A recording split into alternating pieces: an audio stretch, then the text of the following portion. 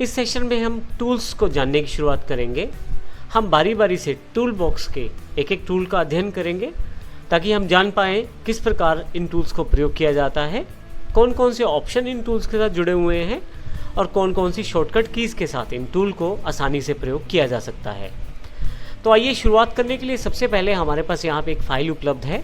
स्मार्टो system private limited का एक banner छोटा सा उपलब्ध है। यहाँ पे आपके पास यहाँ पे टूल बॉक्स में सबसे पहला जो टूल है वो पिक टूल है और ये सबसे इम्पोर्टेंट टूल है जो आप प्रयोग करते हैं अपने कोरोड्रा में ड्राइंग करते समय। पिक टूल डिफ़ॉल्ट रूप से सिलेक्टेड रहता है। यहाँ पे यदि आप देखें तो माउस रखें अगर आप तो पिक टूल सिलेक्शन में आ गया है और इसकी जानकारी आपको यहाँ से एक अंदर की तरफ दबा हुआ बटन दे रहा है, क्योंकि देखिए नीचे वाले बटनों से थोड़ा सा भिन्न है और लगता है ये बटन प्रेस्ड है, तो इस कारण से हमें ये जानकारी हो गई है कि ये टूल सिलेक्टेड है। अगर कोई और टूल सिलेक्टेड होगा तो सिलेक्शन यहाँ से हट जाएगी और ये फिर से ऊपर की तरफ ये पिक टूल अवेलेबल हो जाएगा। मैं दोबारा क्लिक कर देता हूँ तो फिर से मेरे पास पिक टूल अवेलेबल हो गया है। एक टूल के साथ कई टूल और भी जुड़े रहते हैं। यदि आप माउस यहाँ क्लिक करके रखें कॉर्नर पे तो आपके पास देखें इसमें पिक टूल में दो टूल और भी जुड़े हुए हैं, फ्री हैंड पिक और फ्री ट्रांसफॉर्म। इस प्रकार अर्थ ये हुआ कि एक पिक टूल के साथ दो टूल और भी जुड़े हुए थे। इसी तरह से जिस के साथ ये निशान है छोटा सा, इसका अर्थ ये है कि यहाँ पे इसको आप एक्सपेंड कर सकते हैं टूल बॉक्स को और यहाँ पे इससे रिलेटेड टूल्स को आप आसानी से देख सकते हैं। इसी तरह से क्रॉप में भी ऑप्शन है और जूम में भी ऑप्शन है। किसी भी टूल की अधिक जानकारी के लिए आपको केवल क्लिक करना होता है और आप उस टूल की हल्की सी डिस्क्रिप्शन यहाँ पे देख सकते हैं। यदि हम पिक टूल की बात करें तो पिक टूल का मुख्य प्रयोग किसी भी ऑब्जेक्ट को आपकी ड्राइंग में सिलेक्ट करना है। तो आइए देखते हैं किस प्रकार से हम इस पिक टूल का प्रयोग सिलेक्शन के लिए कर सकते हैं। सिंपल तरीके में किसी भी ऑब्जेक्ट पे यदि आप क्लिक करें तो वो सिलेक्टेड हो जाएगा। जैसे मैंने यहाँ टेक्स्ट को सिलेक्ट किया है तो आप देखेंगे इसके आसपास यहाँ पे ग्रिप्स अवेलेबल हो गई हैं। यदि मैं बीच में आके माउस को रखूँ यहाँ पे तो मेरे पास crosshair mouse icon available हो गया है।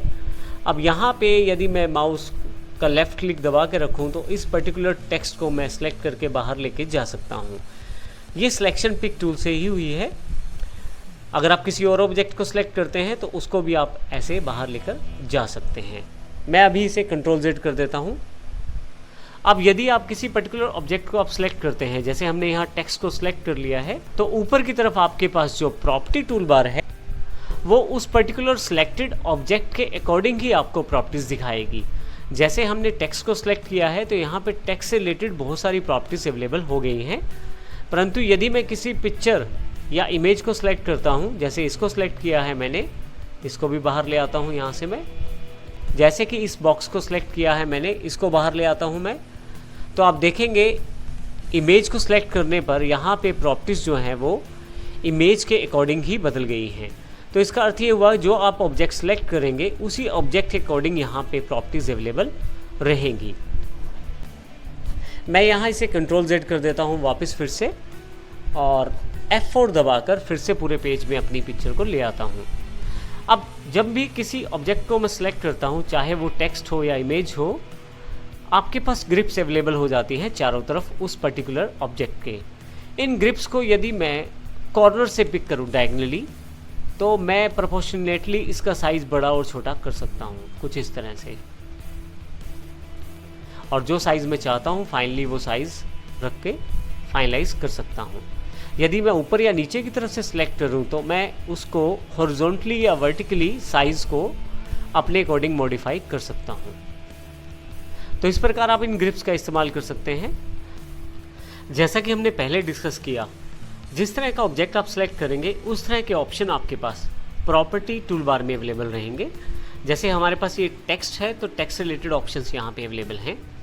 जैसे मैं टेक्स्ट का स्टाइल बदलना चाहता हूँ तो यहीं से मैं टेक्स्ट का स्टाइल भी चेंज कर सकता हूँ और फाइनली इसे मैं वापस अपनी जगह पर ला सकता हूँ और टेक्स्ट को सेट करते हुए इस तरह से मैं अपने ऑब्जेक्ट को डिफाइन कर सकता हूँ। इसके अतिरिक्त पिक टूल से हम मार्की बनाकर भी सिलेक्ट कर सकते हैं। इसका अर्थ ये हुआ कि अगर मैं कुछ सिलेक्शन करना चाहता हूँ तो कुछ इस तरह से मार्की बनाते हुए सिलेक्ट कर सकता हूँ ऑब्जेक्ट्स को। यहाँ ध्यान देने वाली बात यह है कि जो ऑब्जेक्ट कंप्लीटली इस मार्की के अंतर्गत आएगा वही केवल सिलेक्ट होगा। जैसे मैंने स्मार्टो सिस्टम प्राइवेट लिमिटेड के टेक्स्ट को सिलेक्ट किया है तो केवल वही सिलेक्शन में आया है, क्योंकि कंप्लीट सिलेक्शन है। अगर मैं इसको थोड़ा सा सिलेक्ट करता हूँ तो ये सिलेक्शन में नहीं आता। तो इस तरह से मैं बीच में से किसी पार्ट को सिलेक्ट कर सकता हूँ आसानी से मार्की का प्रयोग करते हुए। यदि हम क्रॉस हेयर से किसी ऑब्जेक्ट को सिलेक्ट करना चाहें तो उसके लिए एक ऑप्शन और है ऑल्ट के साथ। यदि मैं यहाँ से ऑल्ट का बटन दबा के रखूँ और फिर सिलेक्ट करना शुरू करूँ तो हल्का सा भी अगर मेरा क्रॉस हेयर किसी ऑब्जेक्ट पर आता है तो मेरा वो जो सिलेक्शन है वो हो जाता है। जैसे मैं यहाँ से क्रॉस हेयर में घुमाता हूँ तो आप देखेंगे सारा का सारा जो बैनर है वो सिलेक्ट हो गया है, क्योंकि लगभग काफ़ी सारा कंटेंट इसके अंतर्गत सिलेक्शन में आ गया है। तो क्रॉस हेयर से जो जो एरिया को टच करेगा मेरा क्रॉस हेयर, वो पूरा का पूरा ऑब्जेक्ट सिलेक्ट हो जाएगा। तो इस प्रकार अल्ट के साथ हम लोग क्रॉस हेयर और पिक टूल का प्रयोग कर सकते हैं। आइए अब हम बात करते हैं, यदि यहाँ पे अगर मुझे एक साथ ही सारा ऑब्जेक्ट सिलेक्ट करना है तो यहाँ पे मैं पिक टूल पे जाकर यदि डबल क्लिक करूँ तो जो भी कंटेंट आपके पास CorelDRAW फाइल में है वो सारा का सारा एक साथ ही सिलेक्ट हो जाएगा। ये सबसे बेहतर शॉर्टकट रहता है यदि आप एक साथ सारा कुछ सिलेक्ट करना चाहते हैं अपनी फाइल में। बाहर क्लिक करते ही डिसेलेक्ट हो जाएगा। यदि मैं फिर से डबल क्लिक करूं तो जो भी ऑब्जेक्ट मेरे पास यहाँ अवेलेबल हैं वो सारे के सारे सिलेक्टेड हो जाएंगे। तो इस प्रकार मैं आसानी से किसी भी चीज़ को सिलेक्ट कर सकता हूँ। इसके अतिरिक्त यहाँ पे एक इम्पोर्टेंट ऑप्शन और, यदि मैं पिक टूल के साथ किसी दूसरे टूल का प्रयोग करता हूँ, मान लीजिए मैं यहाँ रेक्टेंगुलर ड्रॉ करना चाहता हूँ और रेक्टेंगल को सिलेक्ट कर लेता हूँ। अब मैं रेक्टेंगल और पिक टूल के बीच में बारी बारी से इंटरचेंज कर सकता हूँ। इसके लिए मुझे केवल स्पेस बार का प्रयोग करना है। मैं जैसे ही स्पेस बार दबाऊंगा आप देखेंगे कि पिक टूल सिलेक्शन में आ गया है। फिर से स्पेस बार दबाऊंगा तो फिर से मेरे पास रेक्टेंगुलर टूल सिलेक्शन में आ गया है। तो इस प्रकार आप स्पेस बार से दोनों टूल्स के साथ एक साथ काम कर सकते हैं। केवल स्पेस बार दबाने की आवश्यकता है और आप दूसरा टूल आसानी से सिलेक्ट कर सकते हैं। जैसे मैंने रेक्टेंगुलर ड्रॉ करना है तो मैंने प्रयोग किया रेक्टेंगुलर टूल। जैसे ही मुझे पिक टूल प्रयोग करना है मैंने स्पेस बार प्रेस किया और पिक टूल का प्रयोग करना शुरू कर दिया। फिर से रेक्टेंगुलर टूल पे आना है तो फिर से स्पेस बार। तो इस प्रकार आप प्रयोग कर सकते हैं। दो टूल्स के बीच में आसानी से चुन सकते हैं स्पेस बार के द्वारा। एक स्थान पर स्पेस बार कार्य नहीं करता है, वो है टेक्स्ट टूल, क्योंकि टेक्स्ट टूल में स्पेस बार का कार्य स्पेस प्रदान करना होता है। तो यहाँ यदि आप स्पेस बार का प्रयोग करेंगे तो यहाँ पे आप स्पेस बार से टूल्स में इंटरचेंज नहीं कर पाएंगे, बल्कि स्पेस का प्रयोग यहाँ पे टेक्स्ट में दिए जाने वाले स्पेस से ही रहेगा। जैसे यहाँ मैं एक लाइन टाइप करना शुरू करता हूँ।